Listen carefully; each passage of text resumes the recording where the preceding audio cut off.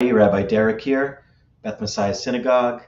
We're counting down or counting through the days of Hanukkah, and we've been doing a little devotional here every day, looking at different examples in the scripture of how light is used. Of course, Hanukkah is called the Festival of Lights, and that is related to the rededication of the temple after the Maccabees took it back from the Greek authorities, and the relighting of the menorah in the temple, which is meant to be used as a perpetual light and a perpetual symbol of God's presence among his people.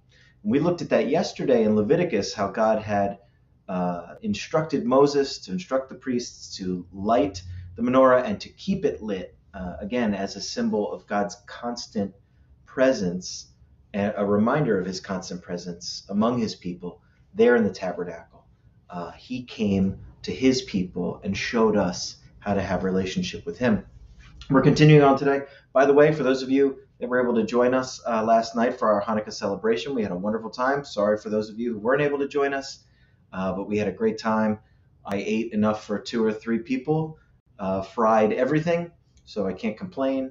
And we listened to music and we kibitzed and fellowshiped together, and it was a really, really nice time. So thank you for all of you who took part in that with us last night. It was a lot of fun.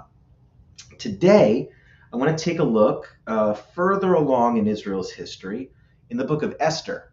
In fact, Esther chapter 8, and I want to take a look at starting verse 15. Esther chapter 8, starting in verse 15.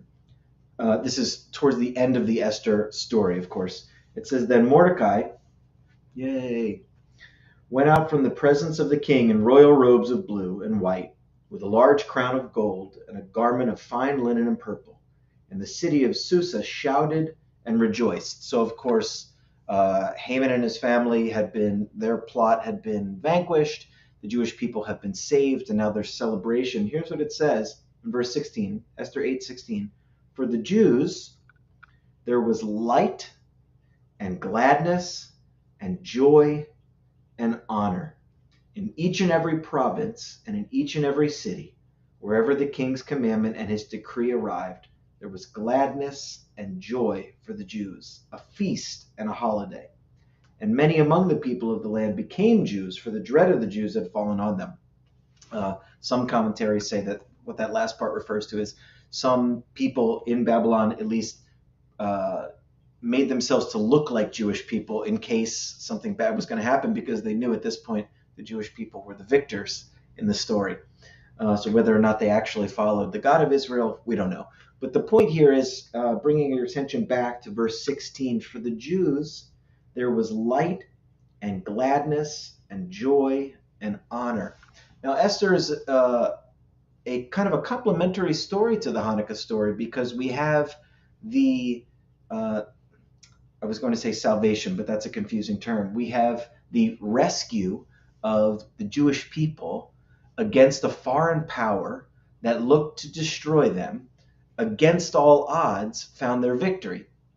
Now, in the book of Esther, famously, there is no direct mention of God, but of course we can see God's hand over the entire situation as he placed Esther and Mordecai in the positions that they were in order to influence the king and make sure that the people of Israel in Babylon were safe. But what a wonderful phrase or turn of phrase there is here in verse 16. "For the Jews, there was light and gladness and joy and honor."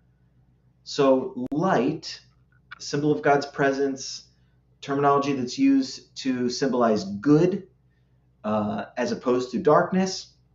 It's linked here with gladness and joy and honor. Of course, this is on the heels of being rescued from certain death. There was the Jewish people were to be annihilated if Haman's plan were to be seen through. So light here is not just a symbol of good, but it's a symbol of hope, because the people had been saved. So darkness then would have been hopelessness. And thankfully, that's not how the Jewish people were left. And of course, they're not going to be, because if God has promised to bless all families of the earth through the Jewish people, starting with the Abrahamic covenant and moving down through all the generations, culminating in the coming of Messiah, and of course the return of Messiah, and all of the promises that God has for his people are still intact, of course, the story is not going to end in hopelessness. The story remains in hope, because the God of Israel is the God of hope. He has made a people to be for himself. He calls us, Jew and Gentile alike, by faith through grace to salvation in the name of Yeshua, our Messiah. He has given us new life, and through every circumstance of life, he walks closely to us in hope. Through our mountaintop experiences and through our valleys and everything in between, he's with us, he's near us, he guides us, he corrects us, he encourages us, and he strengthens us. And all of that builds in us a perpetual hope, a perpetual hope. That's the character of our God. So, for the Jews, there was light and gladness and joy and honor. I imagine the same thing could have been said in the story of the Maccabees when the temple was retaken from the Greek authorities and rededicated to the Lord. So once again, we see light used as a beautiful picture of the presence of God, bringing love, bringing hope, bringing joy and gladness and honor to his people. I hope you continue to enjoy your Hanukkah celebrations in your homes with your families. Please do join us on Shabbat. That's our next meeting on Saturday morning. We have our Torah study at 9:30 a.m., followed by our worship service that begins at 10:30. We will continue to celebrate and talk about Hanukkah from a biblical perspective and a cultural perspective, and what it means for us as believers in Messiah Yeshua. We're going to celebrate together, so please do join us. You can find all of the details regarding our services on our website, bethmessiahsynagogue.com. And we hope to see you then. Thank you, and Chag Sameach.